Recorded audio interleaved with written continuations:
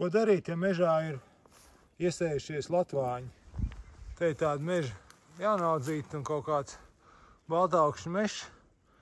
Un te bija kaut kad laikam noziedējis viens baltāksnis, un pēc tam kaut kā es nebiju viņu pamanījis, un pēc tam viņš bija sasējies.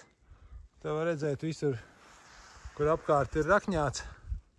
Viņi ir bijuši, un ko es ar viņiem daru? Ir vajadzīga vienkārši lāpsta un brilles, lai acīs kaut kas nejauši neiešķīst. Vēlams ir gumijas zābaki un kaut kādi cimdi, kaut kādi gumijas.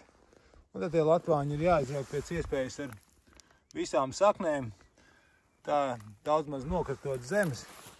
Un tā viņas var salikt čupās vai atsevišķi. Un tā te viss tas pasākums arī izskatās. Mazākie latvānīši arī pēc iespējas jāizroka, cik var ar to sakni, te viņš noteikti neaizaugs. Kaut kur te iekšā ir kaut kādos jau krūmos kociņos ir tie latvāņi, tur nevienmēr var viņus izcelt ar sakni, tad tie sīkie paliek tādi. Un te laikam var redzēt, tā sakni ir kaut kur notrūkusi.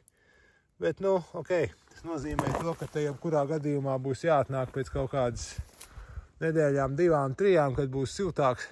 Tam, kam būs spar, tas noteikti būs sākuši attaukt, tad izrakst vēlreiz, un tad būs miers.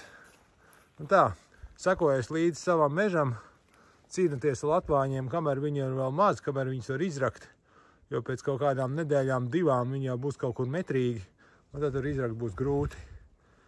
Paldies, ka skatījāties, ja patīk video kaut kur tur, spiežiet like vai parakstaties uz kanālu, un tā, tiekās mežā, tā, darbojās.